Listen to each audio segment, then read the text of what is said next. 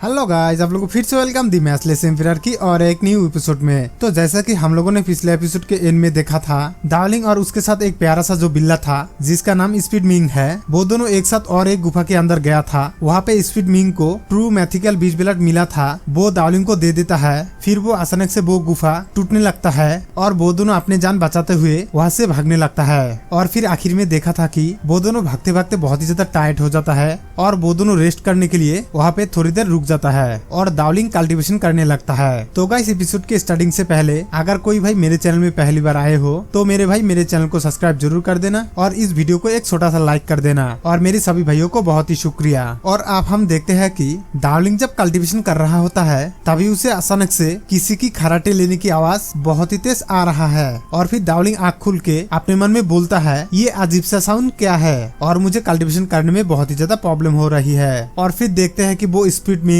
बहुत ही प्यार से सो रही है और वो ही बहुत ही जोर जोर से खराटे ले रही है और उसके साउंड बहुत ही अजीब है। और फिर देखते हैं कि डार्लिंग बहुत ही ज्यादा बोर हो जाता है जिसकी वजह से उसका शक्ल बड़ा वजह हुआ है। और फिर वो अपने मन में बोलता है, जो खजाना मुझे मिंग ने दिया है वो क्या ट्रेजर मैथिकली बीज ब्लड है और क्या ये लिटिल गाय मैथिकली बीज ब्लड उसे नहीं चाहिए, वो तो सिर्फ फल खाना चाहता है। और फिर डार्लिंग मिंग की तरफ देखते हुए बोलता है, और मैं ये देख रहा हूँ कि उसकी बॉडी से एक पर्पल कलर की एनर्जी उठ के आ रही है। उसके बाद डार्लिंग एक मैथिकल बीज ब्लड की गोली निकलता है और फिर उसे देख के बोलता है, अगर मैं इस मेडिसिन की गोली को खा लेता हूँ तो मेरे बॉडी में इन एंड यंग दोनों ही गुण एक साथ में होंगे। और फिर से डार्लिंग स्पीड मिंग की तरफ देखते हुए बोलता है, मुझे ऐसा लगता है कि ये लिटिल गाय कुछ टाइम के लिए सो रहा है, तो फिर मैं इस टाइम को कल्टीवेशन करने में लगा देता हूँ। और फिर देखते हैं कि डार्लिंग उस मैथिकल बीज ब्लड को अपने हाथों में लेके कल्टीवेशन करते हुए अपने मन में बोलता है, ये मैथिकली बीज ब्लड बहुत ही खतरनाक है और मैं इस मैथिकली बीज ब्लड को अगर मैं थोड़ा सा भी गलत इस्तेमाल करता हूँ तो ये मेरे लिए बहुत ही भयानक हो सकता है। और इसकी हाई एनर्जी मेरी बॉडी में एक नदी की तरह बह रही है। उसके बाद देखते हैं कि डार्लिंग की बॉडी में कुछ अजीब सा हरकतें होता है और फिर से वो अपने मन में बोलता है, मेरे बॉडी पर इस एनर्जी के हाई प्रेशर पड़ने से मुझे ऐसा फील होता है कि मेरा पूरा बॉडी फटने वाला है। और वो फिर से बोलता है, ये कल्टीवेशन लगभग खत्म होने वाला है और इसकी प्रेशर की वजह से मेरा हालत बहुत ही बदतर होता जा रहा है। और फिर डार्लिंग अपनी कल्टीवेशन कंप्लीट कर लेता है और वो आँख खुल के चिल्ला के बोलता है, मुझे अब सब कुछ दे दो और मैं अब सभी मैथिकली बीज ब्लड को खा सकता हूँ और अब मेरे बॉडी में कोई भी बैड इफेक्ट नहीं पड़ेगा। और फिर देखते हैं कि उसके बॉडी में एक हाई एनर्जी पावर आ जाता है। और फिर देखते हैं कि डार्लिंग की चिल्लाने की वजह से वो स्पिरिट मिंग नींद से उठ जाता है और वो हैरानी के साथ डार्लिंग की तरफ देखता है। और फिर से डार्लिंग उस कल्टीवेशन की जगह से उठ के फिर से वो चिल्ला के बोलता है, ये पावर तो सच में अनबिलीवेबल है और मेरा पूरा बॉडी पावर से भर गया है और अब मुझे ऐसा फील होता है कि स्ट्रेंथ लेवल मेरे बॉडी में पूरी तरह से खुल गया है। और वो स्पिरिट मिंग डार्लिंग को देख के हु करने लगता है। और फिर से डार्लिंग हंसते हुए मिंग को बोलता है, क्या तुम नींद से जाग गए हो छोटे लड़के?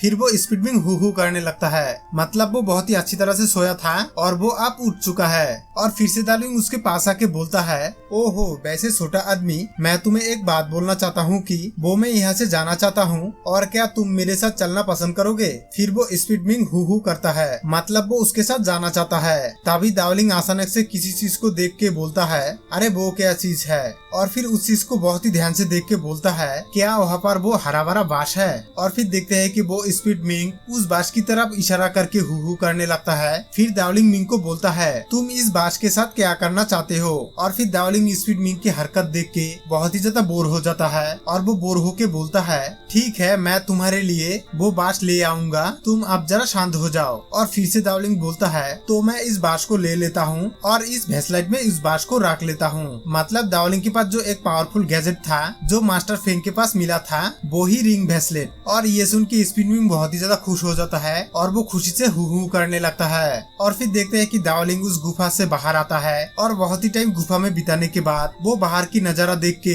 वो बहुत ही खुश हो जाता है और वो बहुत ही ज्यादा खुशी से चिल्ला के बोलता है, वाओ ये नजारा तो बहुत ही अच्छा है और इस बाहर की हवा बहुत ही फ्रेश है। उसके बाद देखते हैं कि एक अजीब सा रोशनी किसी की तरफ बहुत ही तेजी से बढ़ रहा है और देखते हैं कि डार्लिंग की तरफ एक बहुत ही तेज हवा आता है और तभी दावलिंग हैरानी के साथ बोलता है, अरे अचानक से ये तूफान कहाँ से आ गया और इस जगह पे कुछ टाइम पहले बहुत ही शांत था और अचानक से ये कैसे हो सकता है। तभी दावलिंग ऊपर की तरफ एक चीज को देख के बहुत ही ज्यादा डर जाता है और वो सोच में पड़ जाता है कि ये कैसे हो सकता है। और फिर हम देखते हैं कि वही खतरनाक स्कारलेट फायरबर्ड को, और वो उड़ते हुए दावलिंग को गुस्से से बोलता है, ह्यूमन तुम्हारी बॉडी उतना भी खराब नहीं है और तुम्हारे ये अच्छा हुनर को मैंने ये 10th अरीना में देखा है। और दावलिंग उस फायरबर्ड को देख के बहुत ही ज्यादा घबरा जाता है और वो अपने मन में सोचते हुए बोलता है, तो क्या ये वही लाल रंग की फायरबर्ड है जो मैंने कुछ लोगों के मुंह से सुना है, और मैंने ये भी सुना है कि वो फायरबर्ड बहुत ही खतरनाक है। और फिर दावलिंग बहुत ही ज्यादा हैरान हो जाता है और वो हैरानी के साथ फिर से बोलता है, अगर मुझे ये ठीक से याद है कि जो उन लोगों ने मुझे बताया था, अगर मैं कभी भी इस तरह की जानवर से टकराता हूँ तो मुझे उस फायरबर्ड से कभी भी फाइट लेना नहीं चाहिए। और फिर से वो फायरबर्ड गुस्से से दावलिंग को बोलता है, तुम अब तक क्यों कुछ नहीं बोल रही हो, क्या मैंने तुम्हें डरा दिया है। और दावलिंग ये सुन के बहुत ही ज्यादा गुस्सा हो जाता है और वो चिल्ला के बोलता है, तुम मुझसे क्या चाहते हो। फिर फायरबर्ड बोलता है, मेरे बैटल सर्वेंट्स के अंदर एक वैकेंसी है और तुम्हारी जिंदगी अब खतरे में है। और फिर दावलिंग उसके बात को सीरियसली नहीं लेता है और फिर वो फायरबर्ड को बोलता है, तुमने क्या कहा बैटल सर्वेंट, तो ये तुम्हारे लिए बहुत ही गुड आइडिया है। और फिर फायरबर्ड बोलता है, तुम मेरी बातों को सीरियसली ना लेके बहुत ही गलत कर रही हो, इसके लिए तुम्हें बहुत ही पछताना पड़ेगा।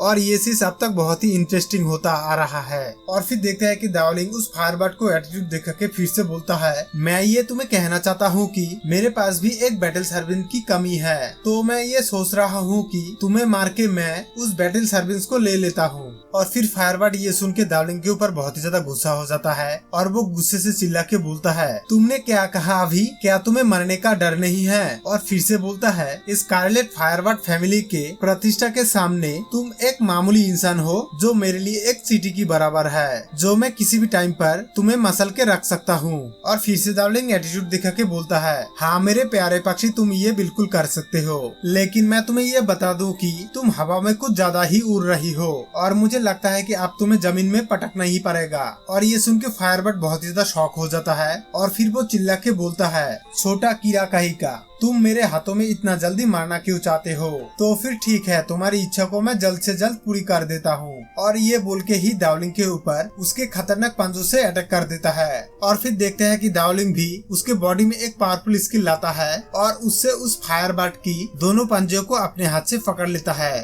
और जिस वजह से वहाँ पे एक बहुत ही बड़ा धमाका होता है और उस धमाके की वजह से आसपास की पक्षियां डर के मारे में वहाँ से उड़ जाता है। और फिर वो फायरबर्ड दावलिंग को देख के अपने मन में सोचते हुए बोलता है, क्या भयानक उसके बॉडी है, मैं तो उसे बिल्कुल भी एक भी खरोच नहीं मार पाया और उसे उस जगह से हिला भी नहीं पा रहा हूँ, उसके बॉडी में इतना पावर कैसे हो सकता है, वो तो एक नॉर्मल बंदा है। फिर दावलिंग चिल्ला के बोलता है, छोटा पक्षी, क्या तुम अपने पंजे को सिर्फ गुदगुदी करने के लिए रखे हो, मुझे लगता है कि तुम्हारी पंजे में उतना दम नहीं है। और यहाँ पर ये एपिसोड खत्म होता है। तो हम लोग अगले एपिसोड में देखेंगे दावलिंग उस फायरफिस्ट पक्षी को मार पाता है कि नहीं। तो गाइस, आप लोग को ये वीडियो अच्छा लगा तो एक लाइक जरूर कर देना और भी वीडियो देखने के लिए मेरे चैनल को सब्सक्राइब जरूर कर देना। और मैं मिलता हूँ आप लोगों को जल्द और एक न्यू वीडियो में, तब तक के लिए गुड बाय।